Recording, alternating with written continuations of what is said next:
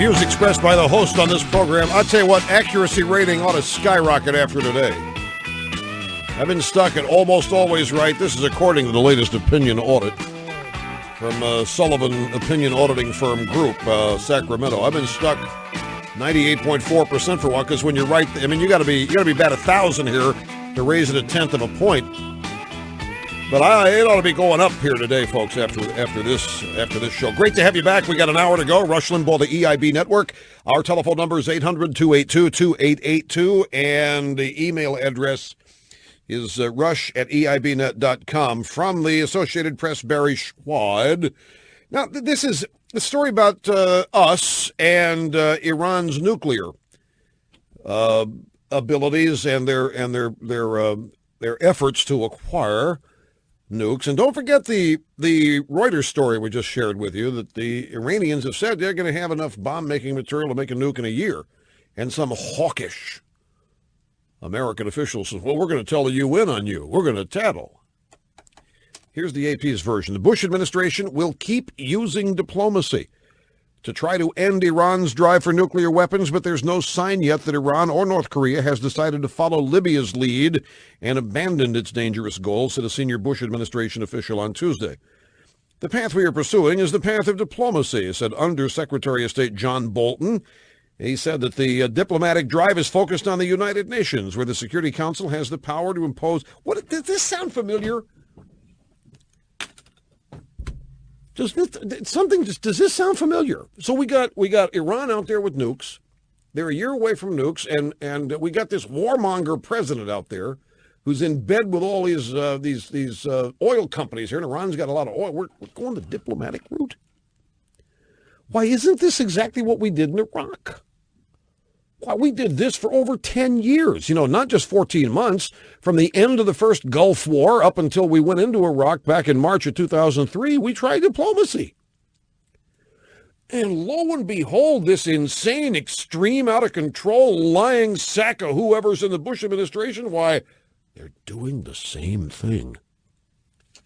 They're engaged in diplomacy. And by trying to rally other nations to call for... What? We're trying to put together a coalition of nations to help us defeat the Iranians and keep them from getting nukes? Where have I heard this before? This is exactly what we did in Iraq. And yet if you listen to the Democratic presidential candidate and the whole Democratic Party, you would think there was no diplomacy. We had this madman elected president appointed by the Supreme Court, and he and his Halliburton buddies and Cheney had their eyes set on Iraq, and they said, oh, goody. And they started rubbing their hands together and said, let's go nuke them. Let's go get Iraq and let's go get that oil. No, we're doing the same thing in Iran that we did in Iraq. We're putting together a coalition. We're trying to focus on the UN. We're trying to do everything the Democrats say we ought to do. That's what troubles me. But nevertheless, I just want to make the point. This is this story about what we're doing in Iran is the same thing that we were doing in Iraq. John Edwards not playing well out there on the campaign circuit. From the American Spectator's Prowler column, Senator Edwards raised a couple $100,000 in Atlanta on Monday, but if the fundraiser there was any indication, Edwards isn't playing well on the road. In a ballroom that could handle more than 1,000 people, John Edwards spoke to about 300 Democratic supporters, many of whom milled about the open bar and the servers with finger food and ignored his speech. Yeah, it was the same stump speech I've heard him use before. Not a bit of difference, says an Atlanta lawyer who attended his firm's on his firm's dime. They got Edwards on a pretty tight leash out there. How about that, folks? 300 people in a room that holds 1,000. And people are more interested in the finger food, the servers, and the adult beverages than they are in what Edwards has to say. Now, I mentioned earlier in this program, many of you people think I was joking. I wasn't.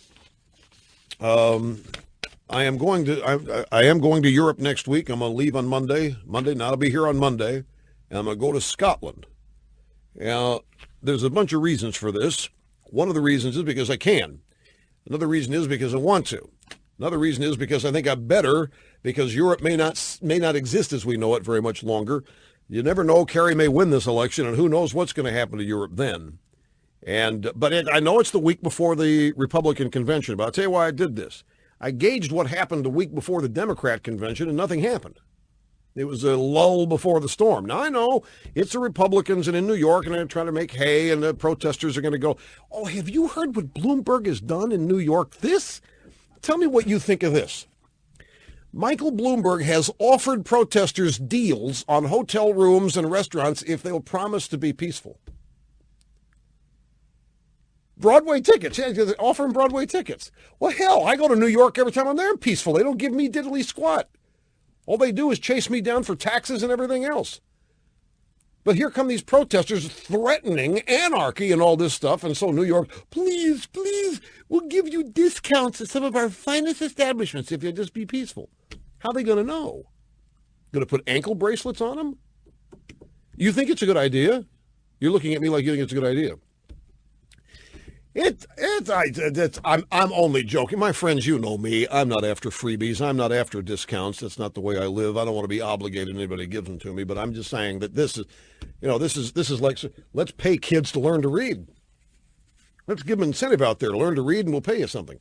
There used to be this moment in time where it was just what you're supposed to do. At any rate, this is another reason why I want to go to Europe. I want and before I. While I can, before it ceases to exist as we know it. Get this, is a Reuters story again. It's from Amsterdam.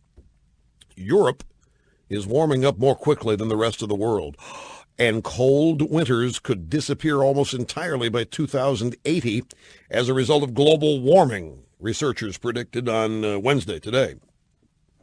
Heat waves and floods are likely to become more frequent, threatening the elderly and the infirm, and 3/4 of the Swiss Alps glaciers might melt down by 2050, said a study by the European Environment Agency. That's their equivalent to our EPA. This report pulls together, this is hysterical. Listen to the panic here. This report pulls together a wealth of evidence that climate change is already happening and having widespread impacts, many of them with substantial economic costs on people and ecosystems in Europe. The average number of climate-related disasters per year doubled over the 1990s compared to the previous decade, costing economies around $11 billion a year. Projections show that by 2080, cold winters could disappear almost entirely, and hot summers, droughts, and incidents of heavy rain or hail could become much more frequent. Climate changes are likely to increase the frequency of floods and droughts like those that hit Europe in the past years, damaging agriculture and making plant species extinct. Heat waves might become more common as global warming heats the earth. Temperatures in Europe have risen by an average of 1.7 degrees Fahrenheit over the past 100 years, and they're projected to go even higher, 3.6 to 11.3 degrees this century. Glaciers in 8 of Europe's 9, it's destruction. Ladies and gentlemen, the climate is destroying Europe. And you know who's destroying the climate? America. This is why we're pulling our troops out. I am convinced Bush knows what we've done.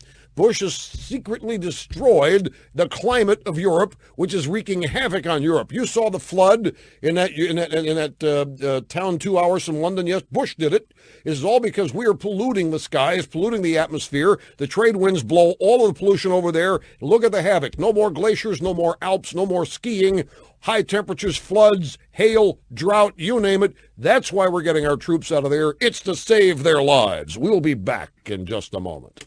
Dreams come true.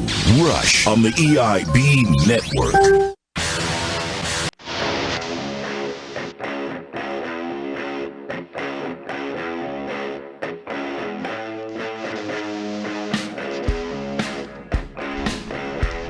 America's truth detector, America's doctor of democracy, doing the job the mainstream media used to do. Rush Limbaugh, the EIB network. And this is Yvonne, a cell phone call from Tampa. I'm glad you waited. It's great to have you with us. Hi. Hey, Rush.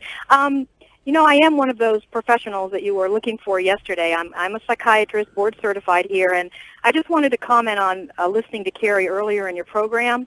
Yeah. And it really reminds me of what I'd call magical thinking. Can I ask, Yvonne, before you go, I need to ask you something here.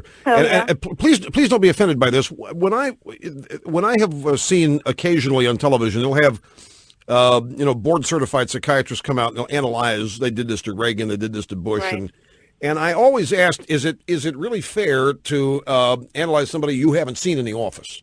No, I wouldn't be analyzing any kind of I'm just talking about the way that he he portrays and sees things. I'm not saying Okay. anything. It just reminds me of a pattern of speech and the way that he sees the world. It sounds like magical thinking. So unless somebody comes in your office and you have a chance to see him 3 or 4 times, it really isn't fair. So But it's just not the a way- diagnosis. You're not giving us a Correct. diagnosis. No. Oh, okay. So feel free. Go ahead. Okay, it's just magical thinking is what little kids do. 4 or 5-year-old kids, if they break a vase and they put it under the couch, maybe it's not broken. If the bad guys are coming and they're under the covers, then maybe they're not going to get them. They'll be safe. They don't really understand, cause and effect. And, I think that when somebody says that they're going to come in and everything is going to magically get better, it doesn't seem like they're really engaged in concrete, rational thinking, which comes later in development. And it's frightening because, I think that's also why it's so frustrating to listen to him, because have you ever tried to be rational with a little kid? I mean, you can't reason with a 4 or 5-year-old. They don't understand if they walk in front of the street and they get hit by a car, it could kill them. They don't know what that means.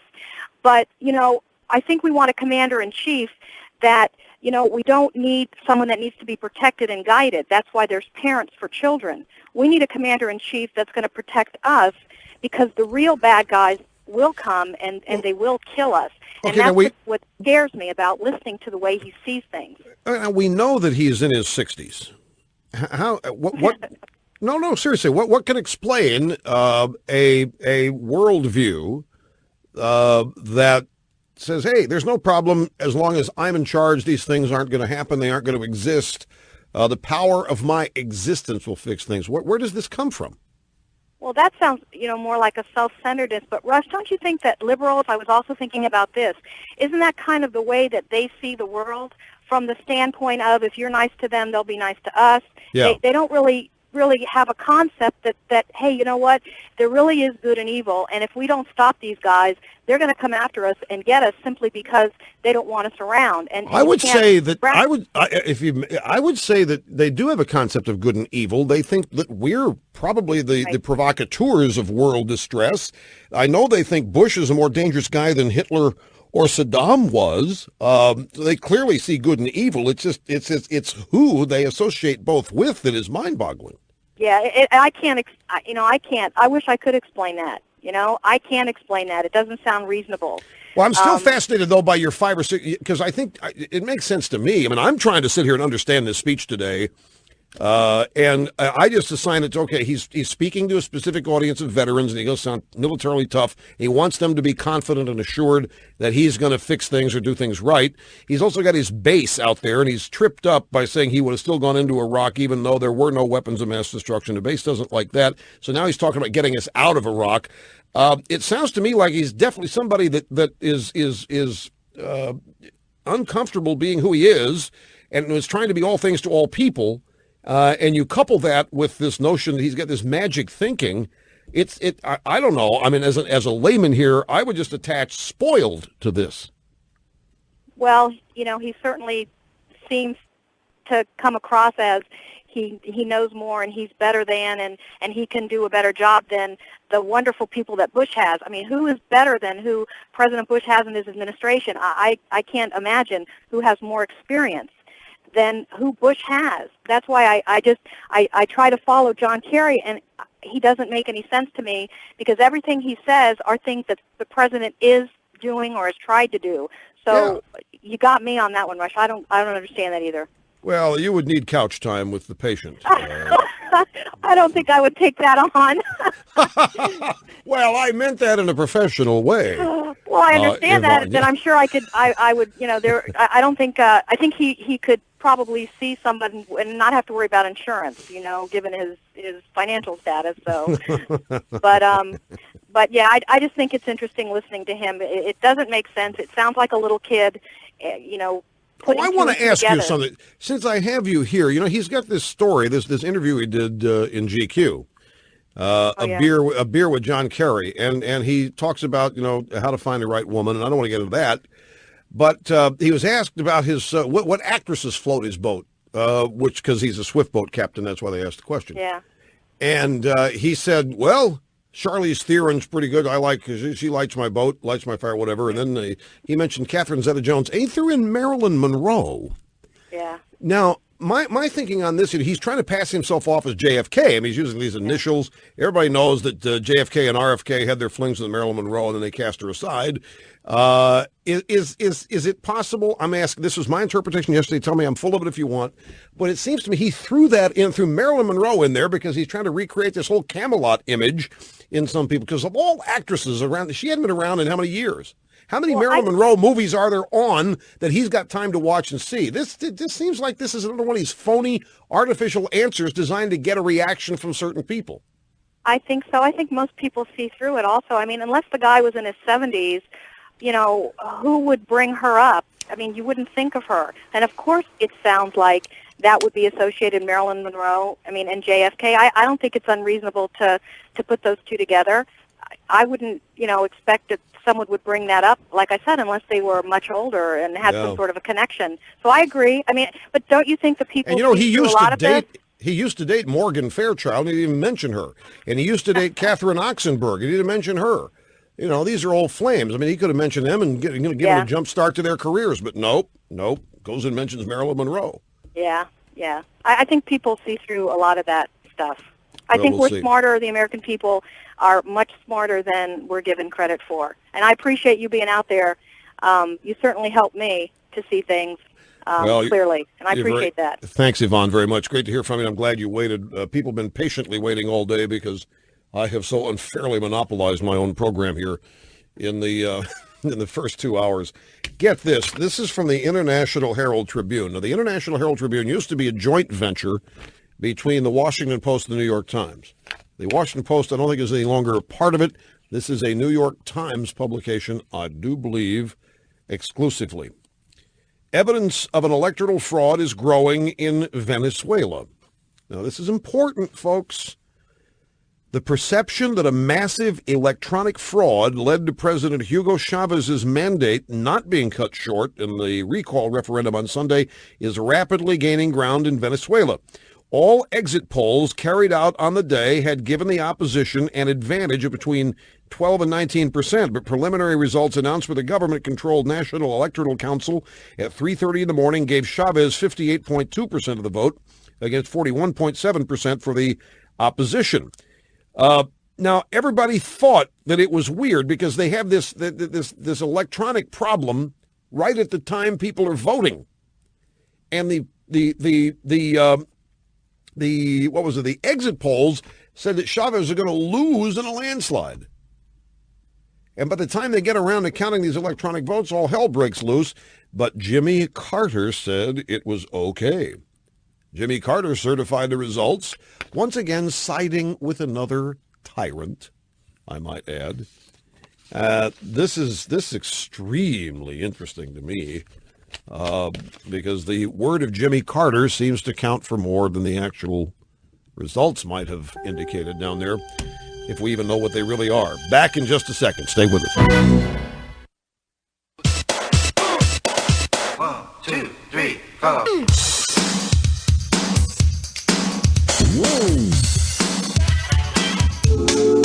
Let's go. Rush Limbaugh.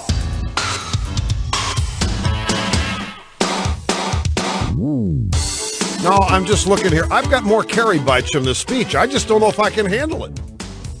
You want to hear some more? All right. We'll start with, we finished at cut 5, I think. So grab 6. I got this McGreevy stack here. Christy Todd Whitman demands that McGreevy leave now. That could mean anything. Corzine's out there gauging support of the special interests for his for his candidacy possibility. That's a smoke screen. The special interest won't have anything to say about it. New Jersey Dem bosses will. And there's a guy that's come forward here. The New Jersey sex scandal took an explosive new turn. Now, this is the New York Daily News, and that's really how they write this. The New Jersey gay sex scandal. I didn't know this was a New Jersey scandal. They got enough scandals in New Jersey dumping this one in their lap. This is a Jim McGreevy scandal, isn't it? The New Jersey gay scandal took an explosive new turn as a man claiming to be Golden Seimpel's lover came forward and reported the affair to aides of Governor McGreevy. So, Seimpel's out there saying, hey, I'm straight. He hit on me. This is not right. I had to flee. Now a guy's coming out saying, I had an affair with Seimpel. Yes, that's right. The mystery man, a college professor, perhaps teaching your children from northern Jersey, called the governor's office to assert that he and Seipel had been romantically involved. If true, the new lover could blow apart Seipel's claims that he is straight and seriously damage Seipel's credibility as a victim of McGreevy's unwanted sexual advances. The governor's office was taking the claims seriously enough to have private investigators. Now, this is New Jersey, folks. I have to tell you something. The timing of this is just too perfect. This is just too perfect. I mean, and what else? Oh, what did I do with the other one? There's one other story. The campaign guy that hired the prostitute. Here it is. Federal officials said a top donor to Governor McGreevy is to plead guilty today in a case involving allegations he had a prostitute seduce a government witness. This is Charles Kushner, not to be confused with Lord Kitchener, to be taken before U.S. District Judge Jose Linares in Newark. Kushner charged with conspiracy, obstructing a federal investigation, and promoting interstate prostitution. This is the stuff that's swirling all around McGreevy, but this is cool. Now we got all of a sudden a college professor from North Jersey who calls the governor's office, says, "Hey, I had an affair with this guy." Well, we'll take it here at face value, but I have to tell you, the possibilities here are endless. Given this is, North Jersey, that's where you find Caldwell, and that's where you'll find the Sopranos. And it's well, I mean, Kerry talks about talking to Marlon Brando. Why can't I talk about the Sopranos? Anyway, let's go back to Kerry soundbite. We'll start here. This is Kerry on Korea, ladies and gentlemen, from his speech early today to the VFW. For example, why are we withdrawing unilaterally 12,000 troops from the Korean Peninsula at the very time that we are negotiating with North Korea, a country that really has nuclear weapons? Stop the tape. I'll tell you why. Because they seriously have nuclear weapons thanks to the previous administration, and 12,000 troops aren't going to do a darn thing but get fried if they use them. 12,000 troops are not going to stop this little pot-bellied tin-horn dictator from using his nukes. 12,000 troops ain't going to mean diddly squat. This is nuclear. And North Korea, Bush warned us about this axis of evil. Everybody made fun of that and lampooned it, talked about how horrible it was. But nevertheless, here we have Senator Kerry going to get the troops in Iraq home 6 months to a year after he takes office, where the real battle is raging. The real battle is being waged there. And while our troops are being taken out, the French and Germans are going to be rolling in. Meanwhile, 12,000 troops in South Korea, we got to leave them there. And what is this unilaterally business? Are they not our troops? They are our troops. Well, we got to get permission? And this is not new. Let's go to soundbite number 7. I don't care about the rest of that bite. Soundbite number 7, Kerry. He says our fighting men and women need support while they're fighting. Like him telling them they're going to be brought out of there in 6 to 12 months. This is just unbelievable here. But here's this one. Like veterans of all wars past, today's fighting men and women deserve our prayers and support, and then when they come home, they deserve the respect and welcome of a grateful nation. Stop the tape! Is that what you were thinking when you co-founded Vietnam Veterans Against the War in 1971? Is that what you were thinking when you started accusing your comrades of committing war atrocities in Vietnam, atrocities you didn't do anything to stop when they were taking place, if they did? And now all of a sudden, you say when they come home, they deserve the respect and welcome of a grateful nation. Well, I know. Well, I know. He said they're being held hostage for oil, but that's, something. I was thinking that more people have seen a Michael Moore movie than have read the combined total of books sold by Bill and Hillary Clinton. I ask you, who's the titular head of this party? You got the Democratic presidential candidate quoting this insane movie and basing parts of his campaign on it. Here's the rest of this little bite. After all, the first definition of patriotism, in my judgment, beyond service to country is keeping faith with those who have worn the uniform of the United States of America. Now, wait a minute. I'm now confused because I thought patriotism was being critical of the president. I thought patriotism, that's what Hillary said. I thought patriotism was ripping George Bush. I thought patriotism was a sign that said Bush equals Hitler. I thought patriotism was a sign that said bring back Saddam. I thought patriotism was throwing your medals, somebody else's medals over a fence in Washington. When did he get this new definition of patriotism? Here's cut 8. And by the way, there's a stunner in this one, ladies and gentlemen. Now, you have to consider the audience, so we have to take this into account. But Senator Kerry here, I don't know if this is a voluntary admission or the campaign made him do it. I'm not really sure. But here he admits for the first time that he volunteered and served in Vietnam. For 35 years, I have stood up and fought and kept faith with my fellow veterans. As president, I will stand with you to complete that mission. The sacrifices that you've made on the battlefield are well known. But what is not as well known is the long battle of these 35 years. Hold it a second. What in the world? He's refighting the Vietnam War in this comment. The long battle of the last 35 years started by you. Senator, let's listen to the rest of this. Remember when we came back from service and what we all know was a controversial period of time. I wish it hadn't been. I volunteered for my country. No. I volunteered to go to Vietnam. No. I volunteered for the duty that we had. Really? I didn't make it controversial. The war and the times were. Oh, stop the tape. He didn't make it controversial. He didn't go before the Senate in 1971 and accuse all of his comrades of all these war atrocities. The war was controversial. He didn't make it so. He's copping out. He's refighting the Vietnam War. Now, this is also coming from a position of weakness here. He still feels defensive. He has to explain himself to these guys. He knows who the audience is. He knows what his reputation is, what his history is. So what does he do? Just goes and says, it's not what you thought it was. It was the war that was controversial. It wasn't me. I volunteered. I volunteered for duty. I volunteered for service. As though none of these guys know this. Here's the rest of the bite. Many of us know it was a time when the war and the warriors became confused. I say to you with my experience, never again in America should the warriors ever be confused with the war. And our nation should always be prepared to stand and say thank you. Well, it's 35 years late, but I guess we'll take it. Never confuse the warriors with the war. Well, I know most of us didn't, Mr. Snerdley. Not a lot of. Most of us never confused the warriors with the war. What is this? Nobody thought that the American soldier was the bad guy in this war. Well, I take it back. Senator Kerry did. Senator Kerry thought the American soldier was the bad guy.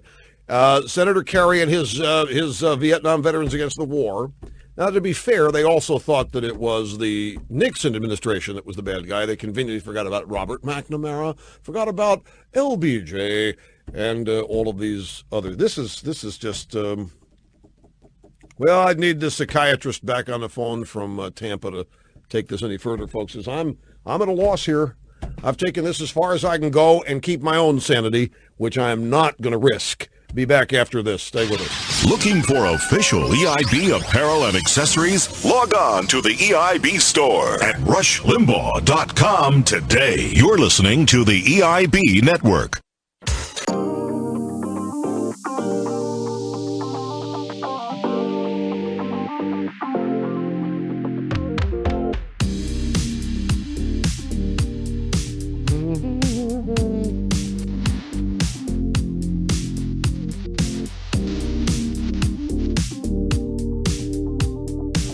Hi, welcome back. Rush Limbaugh, Serving Humanity. Ladies and gentlemen, I have just committed a huge host faux pas. We just did our New Jersey McGreevy update, and I forgot the update theme song, and so we're going to redo just a portion of it because, I mean, I'm sorry, but we got to get the theme song in here. We do these McGreevy update things. So here it is, A3. Woke up this morning, got a phone call from a college professor in North Jersey.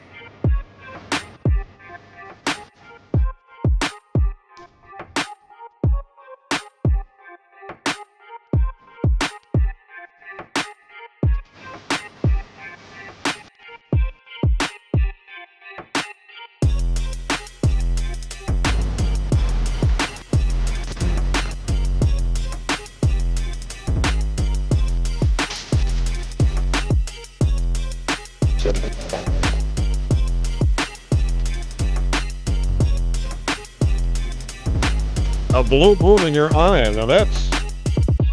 how do you do that?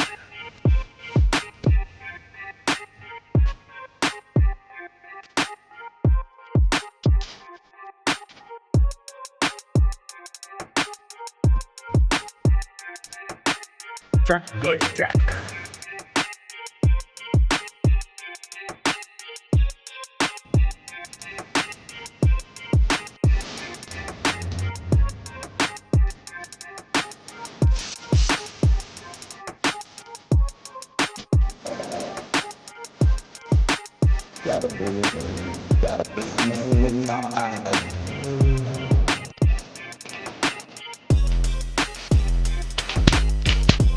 It's a good place to do the update. Just can't help yourself. Here's the news, just repeating it.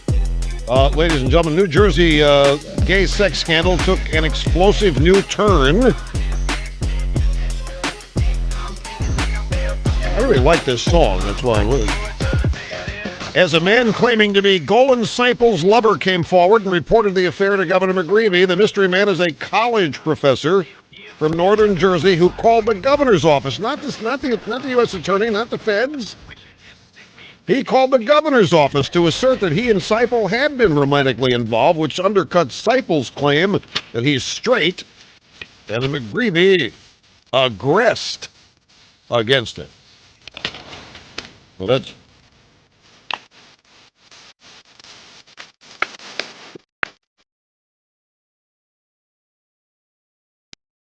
I don't think the college professor is trying to set himself up for anything. I think this is Jersey. This is North Jersey. There's a college professor calling in from who knows where. The timing of this is just too cute for McGreevey. At any rate, you can take this and, whatever conclusion you want. We have more John Kerry news. Guess who's back on the beat? Michael Kranish of the Boston is back on the beat. Now, Kit HR got an email from, what was her title at the Boston Globe, do you recall?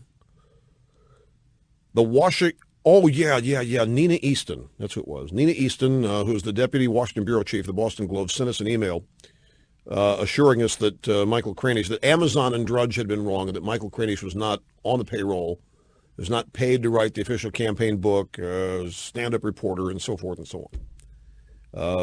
I'm just reporting what she said to us in her. Well, no, she didn't. No, it's not. No, Mr. Snerdley, it's not that he's in the camp but not being paid. He's not in the camp and he's not being paid. It's both. And she wanted to specify that. He hadn't been on the beat for a while, but he's back. Kranish is back, and the headline of the story today is Kerry disputes allegations on Cambodia. There's another Cambodia story. I can't keep up with this. Let's see if I can remember this. He was there, oh, come on, brain. Christmas Eve, 1968, and Christmas Day. While Nixon was, he never said, but he was trying to imply that Nixon sent him on an illegal mission, and then his country denied that he was there, and that burned him. And that taught him not to believe Reagan when the Contra Nicaragua thing was going on. That's what, right? And he said he was shot at by the Khmer Rouge and the Vietnamese and whoever else had weapons up there. But then a State Department official said, well, no, he wasn't up there. And Steve Gardner, who was in his boat, said, no, we're never closer than 50 miles to Cambodia. So he wasn't there. And then, wait till you hear the pièce de résistance of this story, by the way. They found their own shrink. The Kerry camp found their own shrink, said, well, a lot of Vietnam vets don't remember where they were on Christmas because it's such an important holiday, so devastating to be there.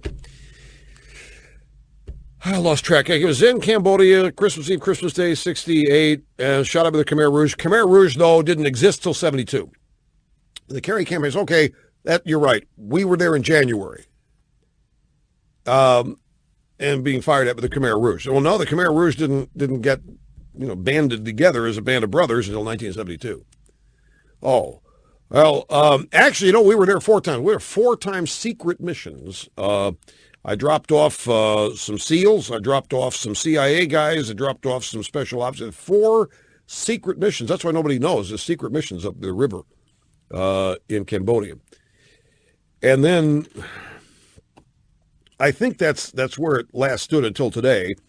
Now, Michael Kranish's story is Senator Kerry's disputing an allegation made by a group of veterans that he never operated inside Cambodia during the Vietnam War.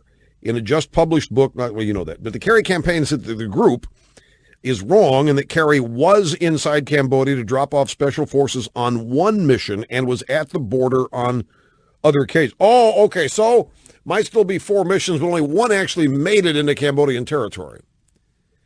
This is the spokesman from Michael Meehan. During John Kerry's service in Vietnam, many times he was on or near the Cambodian border, and on one occasion crossed into Cambodia at the request of members of a special operations group operating out of Ha Chen. The statement did not say when the cross-border mission took place. Now, James Wasser, who was with Kerry on that mission aboard Patrol Boat 44, who supports Kerry's candidacy, nevertheless said that while he believes they were very, very close to Cambodia, he didn't think they actually entered Cambodia. It's very hard to tell. There are no signs up there. So the controversy here has been put to bed here. Michael Kranish, the Boston Globe, back on the case. It was there once and close a bunch of other times to Cambodia.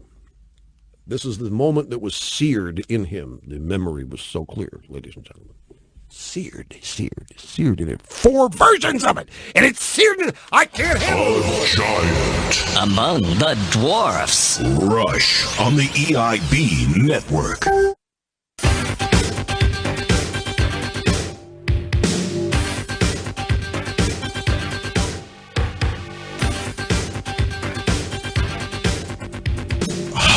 Thank goodness it's over. Sanity will be mine. Hope to see you tomorrow. Bye.